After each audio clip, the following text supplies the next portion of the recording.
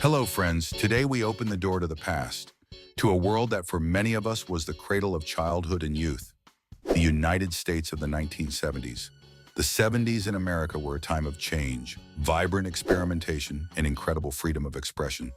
A decade that left a deep mark on culture, fashion, music, and lifestyle. Back then, many things were first or mass-produced. Music listened to on vinyl and cassettes, fashion dictated by TV shows, music videos and celebrity style, and technology like the lava lamp or the Viewmaster projector seemed like true miracles, objects of desire.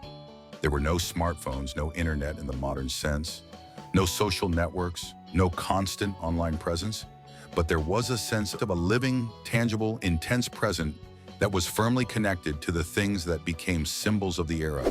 The details of that time hold a special magic. They are like small artifacts from the past. Platform shoes in which even the smallest children flaunted.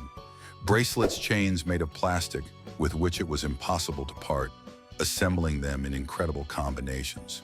Watches with Mickey Mouse, which turned a simple measurement of time into a small event. The teenagers' rooms were real galleries decorated with posters of their idols, rock stars, actors from movies and TV series, and shelves with glowing lava lamps, like windows to the world of dreams and psychedelic dreams. In the evenings, families would gather together to watch Super 8 tapes of family chronicles or view three-dimensional, almost lifelike images through the Viewmaster. Each frame was like a portal to another reality, frozen in time. And of course, the letters, lively, reverent, smelling of paper and ink, handwritten by hand, which made my heart sink, waiting for news from friends or relatives. Every little thing on this list carries a piece of that era. Today they seem simple, even naive compared to modern gadgets and technologies, but it is in this simplicity that their strength, their charm, and their connection to a reality that was more physical, more tangible. These things didn't just decorate everyday life. They created it, shaped rituals, and defined the way we interacted with the world and people. This video is a trip down memory lane to a world where music came from vinyl records and real emotions came in paper envelopes. Immersion in the atmosphere of the 70s allows you not just to remember the past, but to feel its special rhythm, taste, and light. TVs with a channel changer knob, no remote, with a mechanical click when changing the channel, and only 3 major networks. In the 1970s, the TV was the centerpiece of the living room and the main source of information and entertainment. Most models had no remote control, and to change the channel, you had to get up from the sofa and turn a large round knob on the front panel. Each turn was accompanied by a distinctive, loud mechanical click as the drum mechanism inside switched channels, a sound familiar to anyone growing up at the time. There were only 3 main channels, CBS, NBC, ABC, plus a few local channels, PBS independent stations. These TVs worked by means of an antenna, indoor, stash, or rooftop, that had to be cleverly adjusted by rotating, tilting, or even wrapping foil around it to get a clear picture and remove snow and noise. The picture was analog, often grainy or interfered with, especially if the house was far from the transmitter. Color televisions were just beginning to come into use and were expensive. Many families still watched in black and white. Commercials took up less airtime, and there were often lively, catchy jingles. Television shows were strictly scheduled. If you missed your favorite show, you couldn't get a repeat. You had to wait for the next episode. The TV became the center of family evenings, bringing everyone together like a campfire. Sometimes they kept paper guides of TV programs for a week in advance next to it, to plan the viewings. Cassette recorders. Recording songs from the radio was a real art, especially trying not to catch the DJ's voice. Cassettes, compact cassette, became the main way to listen to and record music in the 70s, displacing bulky 8-track cassettes and competing with vinyl. Recorders ranged in size from large boom boxes to some DJs would purposely talk over the intro of a song or finish talking right before it started in order to ruin the record and get people to buy official albums. A successful, clean recording became a source of pride. Cassettes were often rewound by hand with a pencil to save battery power in Walkmans, which appeared in the late 70s. The tape recorders were portable and accompanied teenagers in parks, on picnics, at the beach, on buses. The sound was analog, warm, with the characteristic hiss of the tape, which for many became part of nostalgia. Plastic cassette boxes were labeled with stickers, with song and album titles written on them. Some people recorded their own mixes, mixtapes, and gave them to friends. It was a personal gift of special value. Shelves of cassettes were a source of pride and showed off the owner's musical taste. When a tape became tangled in the mechanism, it was carefully pulled out and twisted back in by hand in an attempt to save the tape. Coke in glass bottles is cool, carbonated and with real sugar, not corn syrup. Coca-Cola and Pepsi in glass bottles were iconic drinks of the 70s. Glass was better at keeping the soda cool and carbonated longer than plastic, which was just starting to become mainstream. Bottles had a special, recognizable shape, like the famous contoured Coca-Cola bottle, and were comfortable in the hand. Opening the cap, which required a bottle opener, was often accompanied by a loud hiss and splash, adding to the excitement. Drinks back then were made with real sugar, not high fructose corn syrup as they are now. And many believed the flavor was richer and more real. The bottles were reusable. You could return them to the store in special boxes and get a couple of cents for doing so, which taught children to be thrifty and understand the value of packaging. Sometimes they found little surprises or promotions inside, like a lid with a winning number. Stores would put cases of bottles right at the entrance or outside in the summer. Drinking Coke out of glass was considered grown-up and cool, an element of American consumer and leisure culture. These bottles were often reused in the home as vases, containers, or even candle holders. Chewing gums with stickers and inserts. For example, Bazooka Joe with comics inside. Chewing gum was an integral part of children's lives and was often bought not only for the flavor, but also for the surprise inside. Each insert hidden under the wrapper contained a short story, joke, fact, or image. For example, comic strips with the character Bazooka Joe and his friends, or pictures from the Love Is series. Packs and liners were carefully saved and shared with friends in the yard or at school. The flavor of the gum, often pink, bubble gum, was bright and sweet in the beginning, but quickly faded to tasteless gum. But the pleasure of finding and sharing remained for a long time. Collecting comic books, stickers, and pictures was a fun and venturesome hobby. Some kids tried to collect the entire comic book series over the summer or collect all the cartoon characters.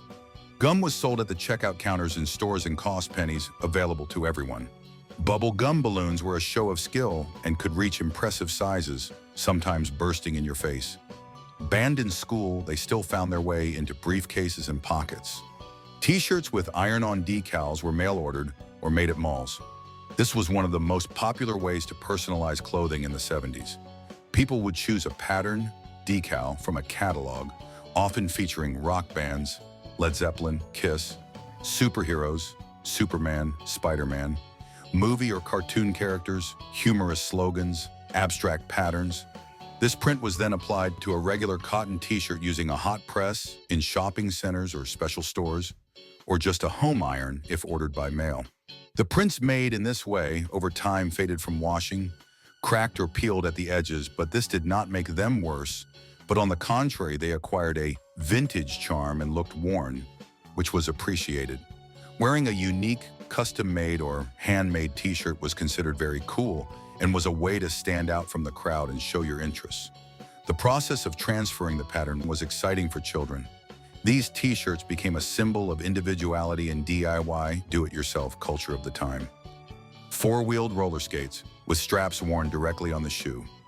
These were not roller skates in the modern sense, but classic quad skates, often metal with four wheels arranged in pairs, which were attached to regular shoes with leather straps or clips. They were ridden in parking lots, schoolyards, sidewalks, and garages. The wheels, often made of hard plastic, rattled and clattered on asphalt or concrete, creating a distinctive sound that could be heard from afar. Balancing on them was difficult, especially on uneven surfaces or downhill slopes. Rollerdromes, special indoor areas for roller skating, became a very popular place for teenagers and young adults. Music, disco, lights, disco balls, and a large number of people created a party atmosphere. After falling, which happened often, the kids would quickly get back on their feet with a smile. Some had speed contests or tried to do simple tricks. Being able to skate well on such skates was considered a sign of dexterity and coordination. Skates were often given as gifts for birthdays or Christmas. Slot machines in diners, Pac-Man, Space Invaders, and others on which quarters were spent. Arcade machines were centers of attraction in diners, pizzerias, convenience stores, malls, and movie theaters. They stood at the entrance or in the corner of the room and beckoned with bright lights, loud sounds, and the opportunity to immerse yourself in the world of video games. Everyone had a favorite machine and a favorite game. Pac-Man with its characteristic slurping sound, Space Invaders with its monotonous growing sound, Donkey Kong, Galaga, Asteroids. The game cost 25 cents, a quarter, and kids and adults spent their pocket money trying to break the record. Lines lined up for the game after school or in the evening. Some brought whole bags of quarters. Breaking a record, leaving your initials, usually 3 letters, on the screen on the leaderboard was considered a matter of honor and brought respect. Arcades drew a boisterous crowd, often strangers, united by excitement. The games were simple in graphics, but incredibly addictive and required quick reactions and coordination. The sound of clicking buttons and joysticks, electronic squeaks and explosions from the speakers of the machines became the background noise of the era. Pennyboards and early skateboards were narrow plastic boards that were ridden on sidewalks and downhill slopes. Skateboarding, which originated in the 60s, became more mainstream in the 70s. Early skateboards, and their simplified versions, pennyboards, were narrow, often plastic, with small, rigid wheels. They were ridden on sidewalks, roads, schoolyards, and downhill slopes. They were light and relatively maneuverable, but not very stable, especially on uneven surfaces. Streets became arenas for stunts, simple jumps, turns, and races. Skateboarding was risky, especially without protection and a helmet. Skateboarding was considered a rebellious activity for those who were not afraid to take risks and break the rules. Falls were frequent, but rarely stopped anyone. Wheels quickly wore out from skating and had to find new ones. Boards were often decorated with stickers and drawings, making them unique. Inspiration was drawn from skateboarding movies and magazines. It was a way to express themselves, experience freedom of movement, and test their abilities. The sound of wheels rolling on the asphalt, boards scraping against the curb, the characteristic sounds of the era. Drive-in theaters, watch movies right from the car with friends or family. Drive-in theaters, popular since the mid-20th century, were still an important part of American leisure culture in the 70s, especially in the summer. People would arrive in their cars and park in a row in front of a huge outdoor screen.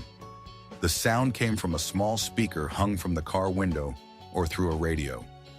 People brought food, drinks, pillows, and blankets and made themselves comfortable in the car like a cozy living room. Often 2 movies were shown in a row, double feature. It was a popular place for dates, family outings, and just to meet friends. The atmosphere was special, a mixture of night air, popcorn popping, the smell of food, the whirring of motors, the muffled sounds of the movie, and the chirping of crickets. Kids were falling asleep in the back seat by the end of the second movie. Some stayed after the session just to chat or stargaze. Drive-in was a unique format of movie watching that combined privacy and public space. Glowing star stickers on the ceiling that charged during the day and glowed at night. It was a simple but magical way to decorate your room. The star-shaped stickers, sometimes moon, planets, comets, were made of plastic with phosphorescent powder added. By day, they looked like simple white or pale green figures glued to the ceiling or walls. At night in the dark, they glowed with a soft greenish or bluish light, giving the impression of a starry sky overhead. Some people glued whole constellations on, trying to recreate a real map of the sky. They were sold in sets in toy stores and home improvement departments.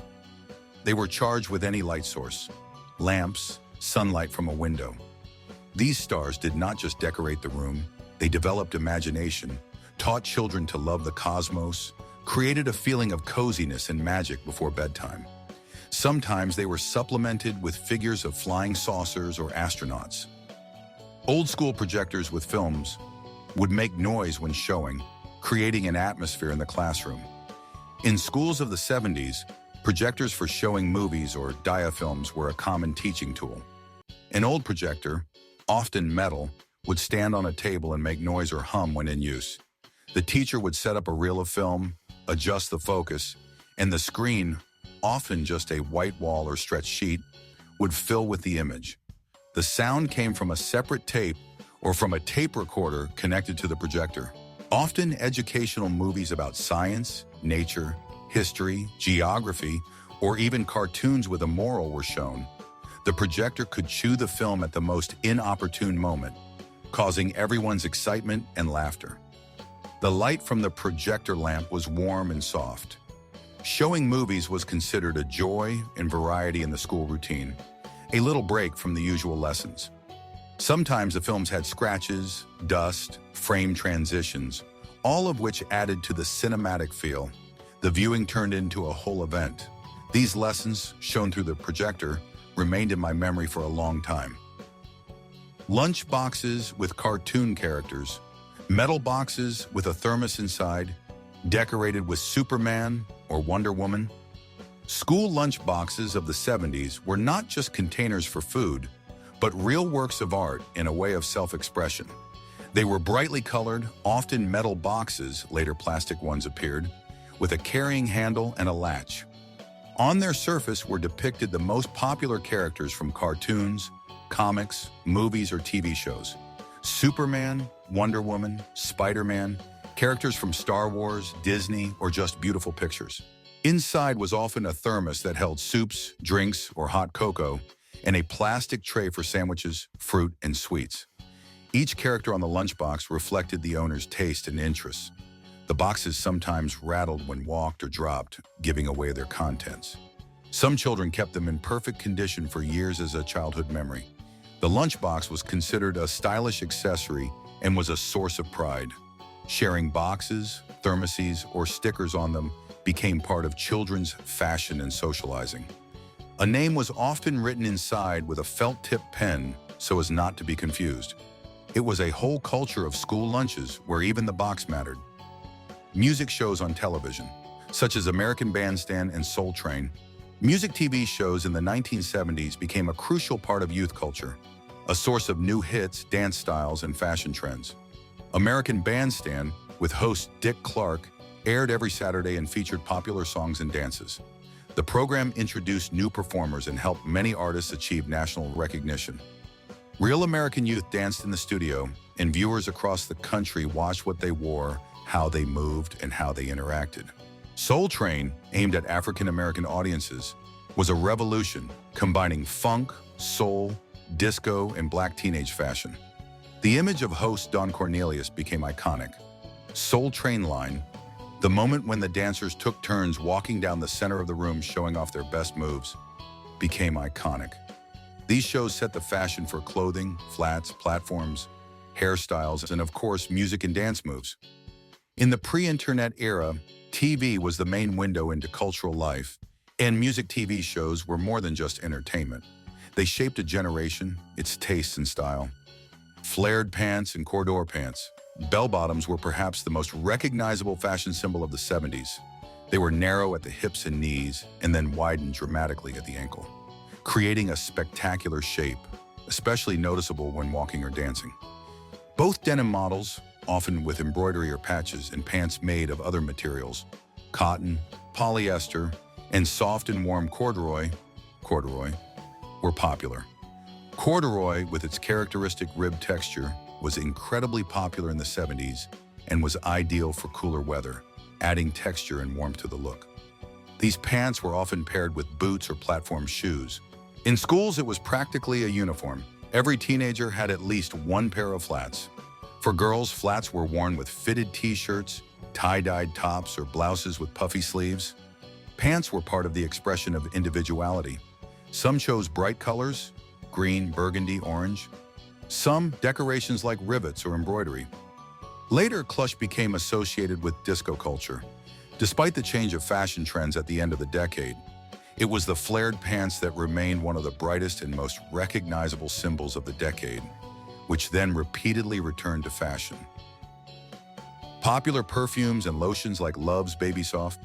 Fragrances played an important role in teenage life in the 70s, becoming part of rituals and self-expression.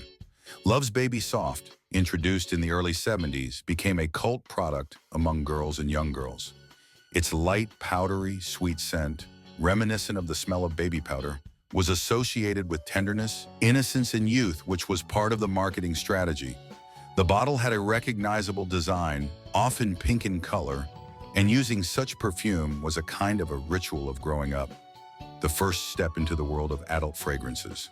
In stores, they were on the shelves next to hygiene kits and the first cosmetics for teenagers. Girls would apply the fragrance before school or a party, feeling more mature and attractive. In addition to Love's Baby Soft, light, fresh scents like Jean Naté, after-bath lotion, or perfumes with floral or herbal notes were popular. These fragrances were often given as gifts for holidays or bought with pocket money saved. They were remembered as the scent of adolescence, first loves, and carelessness. Garbage Pail Kids and Wacky Packages series of stickers. Wacky Packages, the first to appear back in the 60s but popular in the 70s, were parodies of famous product brands. Crest toothpaste packaging became cracked. Cap'n Crunch cereal became Cap'n Crud. Kids loved collecting these stickers, showing off to their friends and sticking them to their school notebooks, briefcases, and room doors. The Garbage Pail Kids, which came later in the 80s, but the concept of parody was the same, were more shocking and grotesque. They depicted cartoon characters, children with horrifying physical features or in unpleasant situations, vomiting, peeing, falling apart. These cards were controversial with parents and teachers who found them disgusting. Nevertheless, collecting became a mass hobby, with each card having a name and a unique, often humorous or gruesome character. Stores outside schools regularly restocked these stickers, cards, knowing that children would buy a pack at any opportunity for pocket money. This was the first experience of mass pop card marketing, teaching children to collect series and share. Plastic soldiers and cowboys. These simple plastic figures were cheap, but opened up a whole world of imagination for boys, and sometimes girls. Soldiers often came in large sets packaged in a net or plastic bag. Green infantrymen with different weapons, gray tanks, artillery, and airplanes. Cowboys and Indians were a separate theme, inspired by westerns with horses, teepees, and forts. Games were built around fictional battles, ambushes, heroic rescues, and strategic planning. Boxes, books, furniture, pillows, or backyard landscape elements were often used to create a battlefield. Some children organized full-scale wars with friends in the backyard or in the park.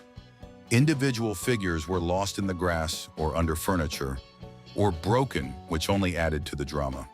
Toys were rarely accompanied by rules. Each child made up his or her own, which fostered creativity and the ability to negotiate. Although simple, these games developed strategic thinking, imagination, and storytelling skills. The plastic they were made of was hard and there was little or no coloring, but that didn't matter to the children. KB Toys and Sears Wish bookstores. KB Toys, Kids R Us came later, was the dream center for the child of the 70s. The stores, often located in shopping malls, were narrow rows full of brightly colored toy packages, creating a maze-like effect where a new discovery awaited around every corner. Sears catalogs, especially the famous Christmas Wish book, arrived in the mail in the fall and were the subject of long, dreamy gazing before the holidays. Children would circle the toys they wanted with a pen or marker and write letters to Santa Claus, hoping to get them for Christmas. Wish book contained not only toys, but also clothes, electronics, home goods. It was a kind of internet before the internet, allowing you to dream about many things. KB Toys was different in that it was located in shopping centers and you could just go there after school to look at new products. Often there was a live demonstration of toys on the counters. Cars being launched, dolls that could walk or talk. Parents hid purchases in shopping carts or put them on hold until the holidays. Stores were bustling, full of squealing children and patient parents. It was the center of children's consumer world, the place where desires were born. Cars with vinyl roofs. In the 1970s, cars often had a special design, a vinyl roof. This design element mimicked leather or cloth trim and made the car look more luxurious and premium. Family sedans and coupes, such as Ford LTD, Chevrolet Caprice, Chrysler New Yorker, often had such roof trim in contrasting colors, black, white, brown. Salons of such cars were spacious, Seats were soft, often with velour upholstery, and armrests were wide and comfortable.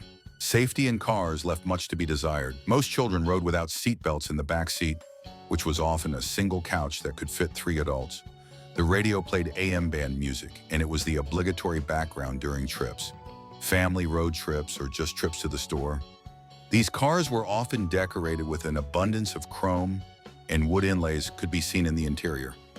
Riding in such cars meant comfort and solidity. It was a symbol of American prosperity of the 70s.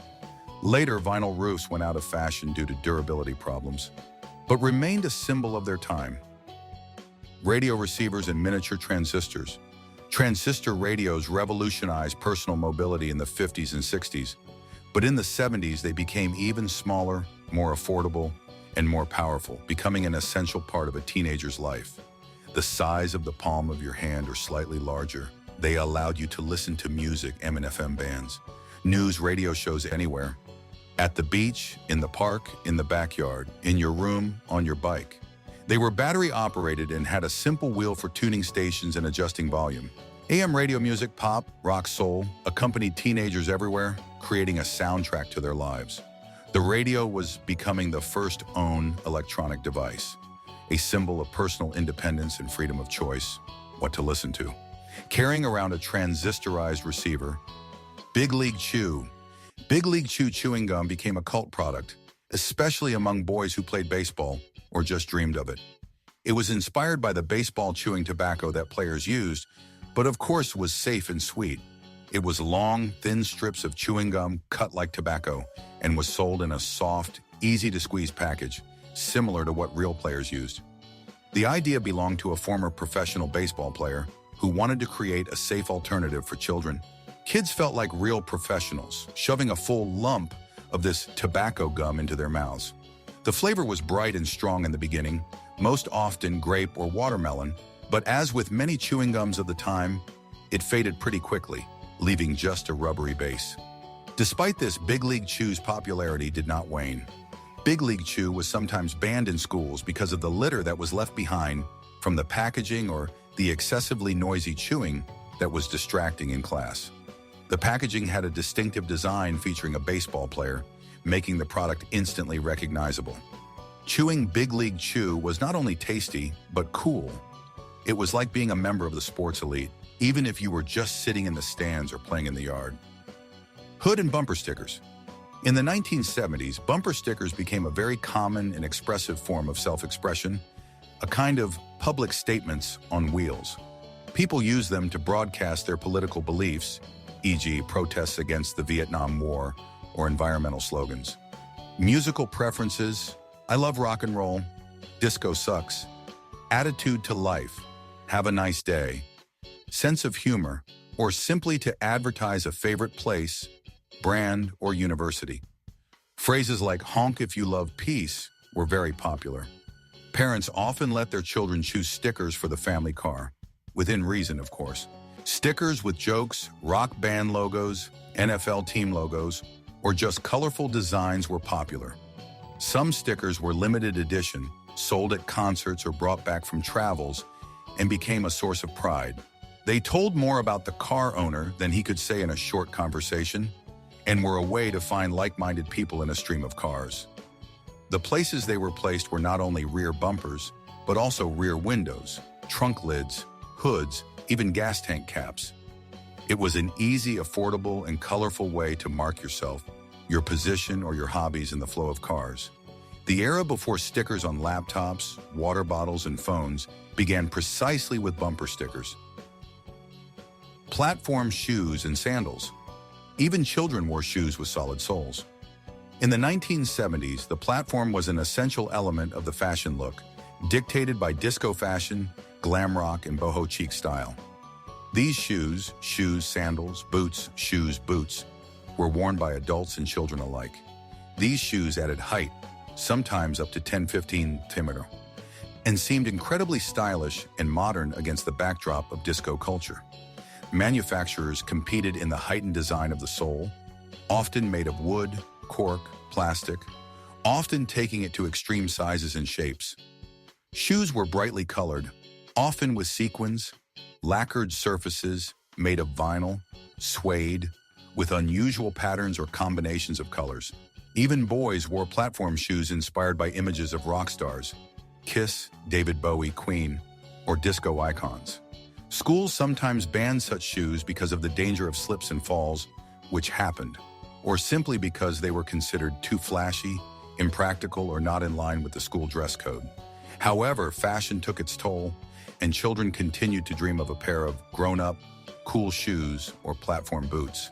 Shoes were sold in all major stores, from Sears and JCPenney department stores to specialty shoe stores and trendy boutiques in malls.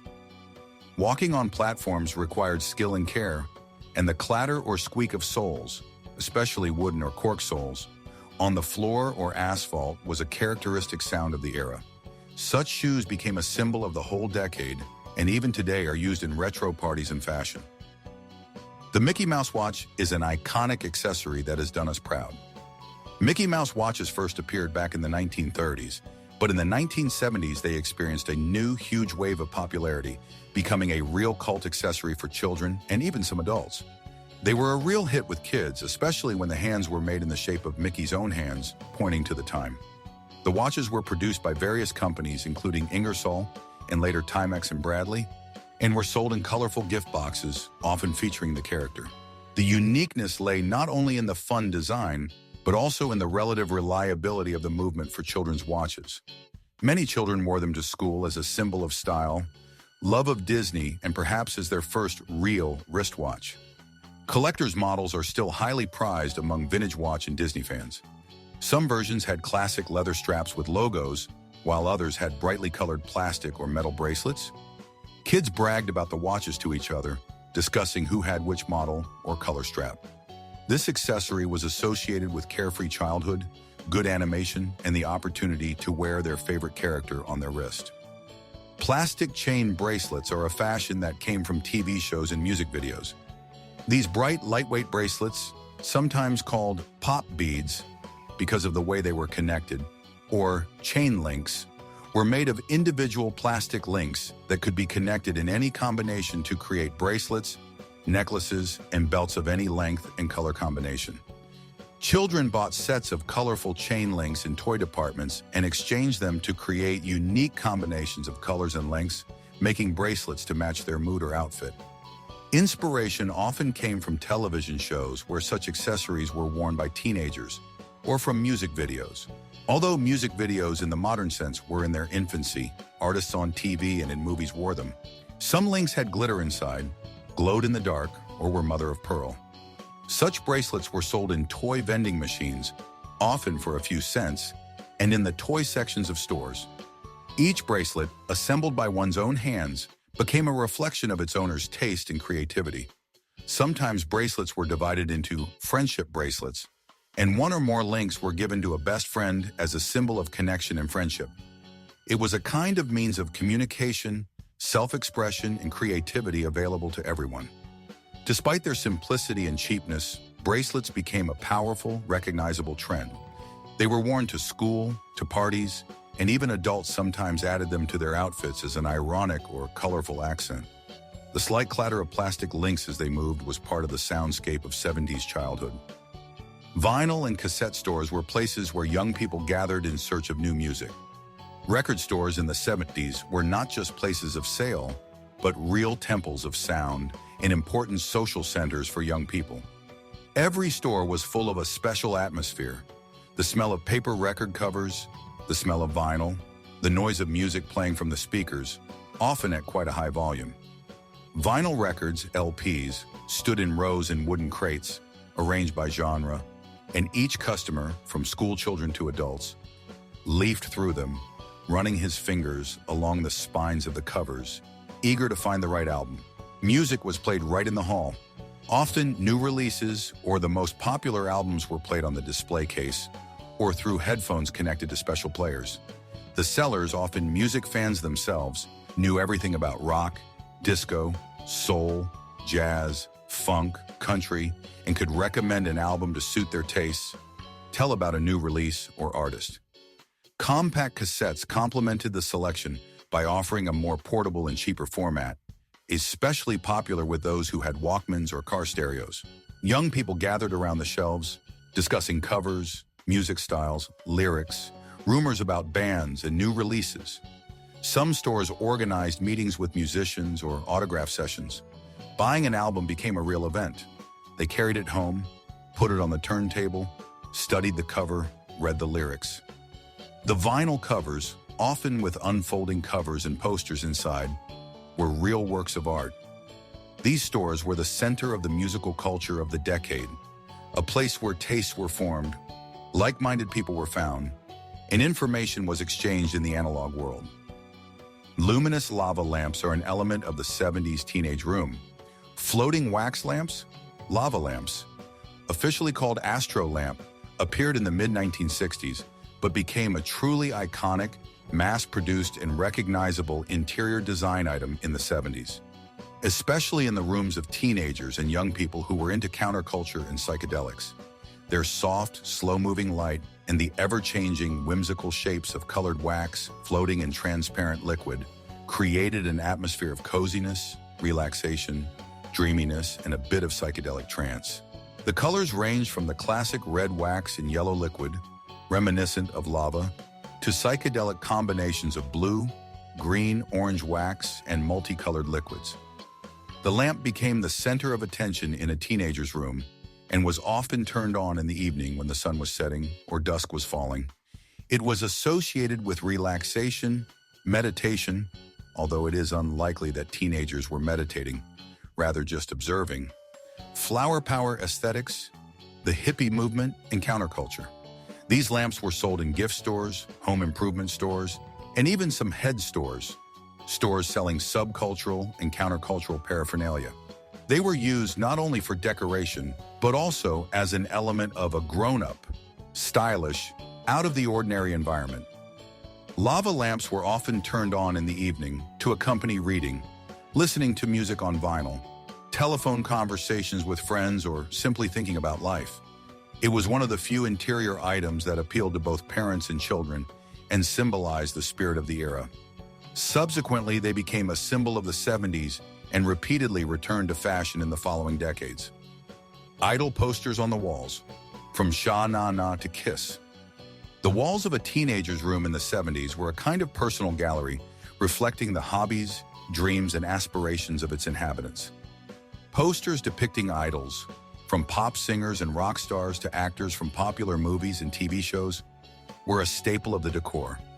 Posters were often bundled with music magazines, Tiger Beat, Circus, Rolling Stone, or sold separately in music stores and newsstands. Kiss, with their colorful makeup, stage costumes, and pyrotechnic show, were especially popular with hard rock and glam fans. Pictures of pop idols, David Cassidy, the Osmonds, Leif Garrett, disco stars, Donna Summer, Bee Gees, or TV characters, Sha Na Na, Fonz from Happy Days, sitcom and drama characters, could hang nearby. Many decorated the walls like a gallery, covering them almost entirely with posters, supplementing the posters with autographs, if they could get them, newspaper and magazine clippings and photographs. Some collected thematic corners, rock music, pop, movie actors, sports. Posters were often glued with Scotch tape, which then left traces on the wallpaper, or nail buttons. Parents sometimes grumbled about the spoiled walls, but rarely banned them completely, realizing the importance of self-expression for teenagers. These images inspired, helped them to dream, created an atmosphere, and made them feel that they belonged to something more than just the school community. Posters became part of the visual code of a generation, reflecting its tastes and ideals. Super 8 movies are family chronicles or attempts to make your own movies. The Super 8 film format, introduced in the mid-60s, became affordable and popular for home movies and amateur videotaping in the 70s. This allowed families to make their own movies and create their own movie archives. Super 8 cameras were relatively lightweight, battery-operated, and easy enough to use. Just insert a film cassette and press the record button. Families filmed vacations, Christmas, birthdays, trips and vacations, school plays, sporting events, matinees, and even just skits with children, pets, and friends. The film was sold in special small cassettes that could be easily inserted into the camera. After shooting, the film was sent to a laboratory for developing. A special Super 8 projector and a white wall or screen were used for the show. The rustle of the film passing through the mechanism and the click or hum of the projector itself created a special, nostalgic atmosphere of a home movie show. Mounting was primitive. The film was cut with scissors and glued together with special glue or tape. Nevertheless, the results, even the simplest ones, caused delight, laughter, and sometimes tears when viewed with family and friends. These movies became priceless family archives that were revisited at holidays, reminiscing about the past. Super 8 was the first step into the world of visual creativity for many future filmmakers and amateur filmmakers. Postcard collections and letters in the mail, when each envelope was eagerly awaited.